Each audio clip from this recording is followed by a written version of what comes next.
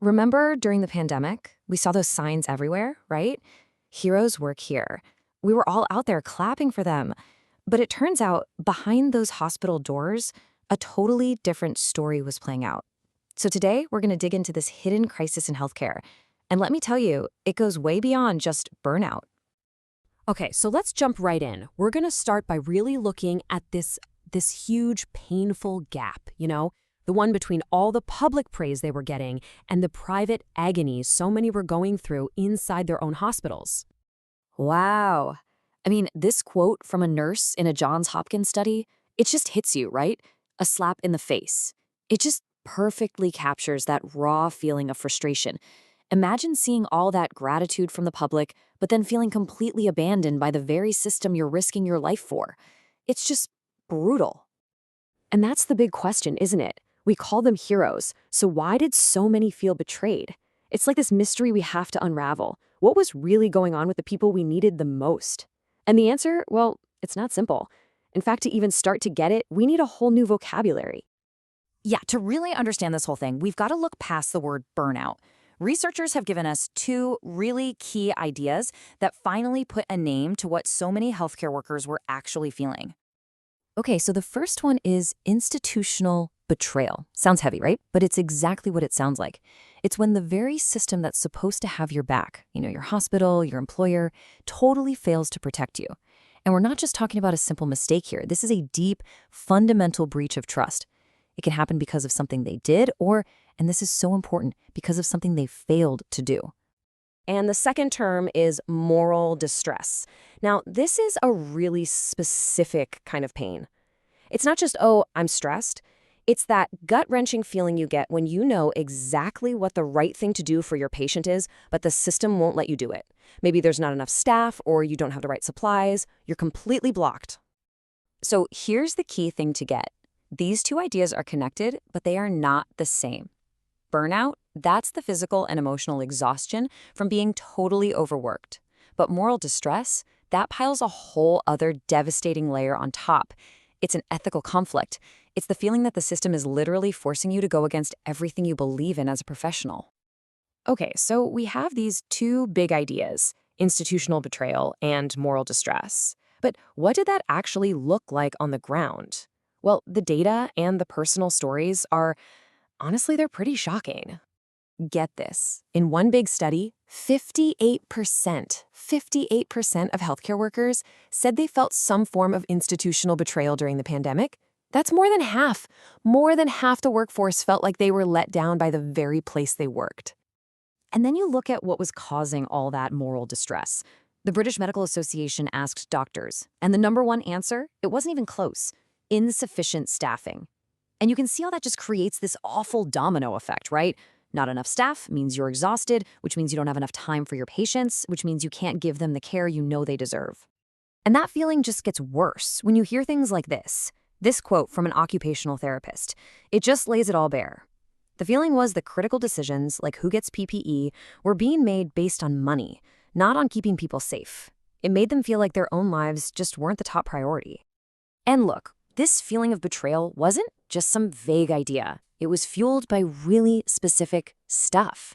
Not having enough PPE, having your retirement contributions suddenly stopped, not getting any hazard pay for putting your life on the line. And then, on top of all that, having leaders who just wave away your concerns. These were real, concrete things happening to people day in and day out. And this quote from a nurse, man, it just highlights this massive disconnect. You've got workers on the front lines facing unbelievable risk every single day, and they look up and see their leaders working safely from home. They felt totally abandoned, like nobody in charge was sharing in that risk with them.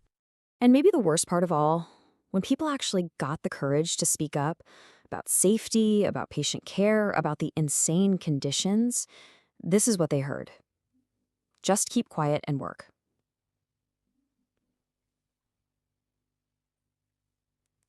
It's just, wow.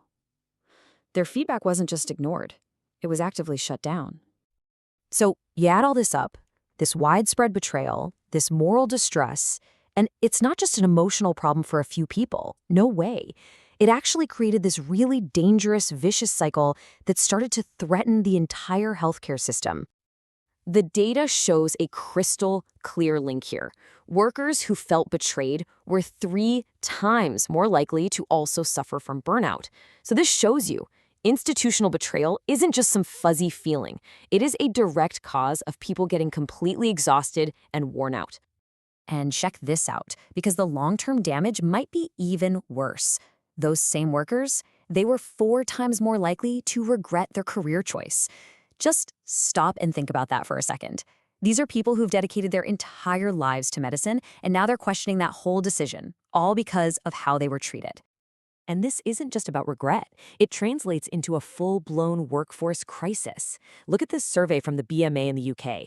Over 62% of doctors say they're now more likely to cut back their hours. More than half are thinking about early retirement. The system is literally hemorrhaging its most experienced, most valuable people. And that's how you get what the researchers call a vicious cycle. It works like this.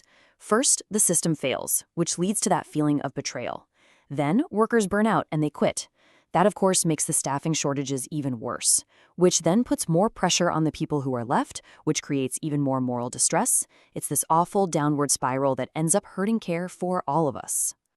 Okay, so after hearing all of this data, all of these stories, what's the big takeaway? What's the one thing we really need to understand?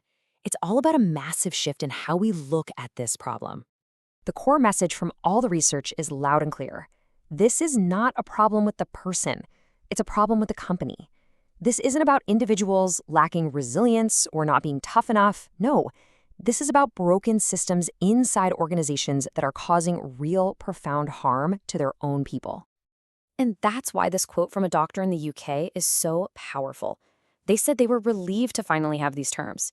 Why? Because words like institutional betrayal and moral distress are empowering.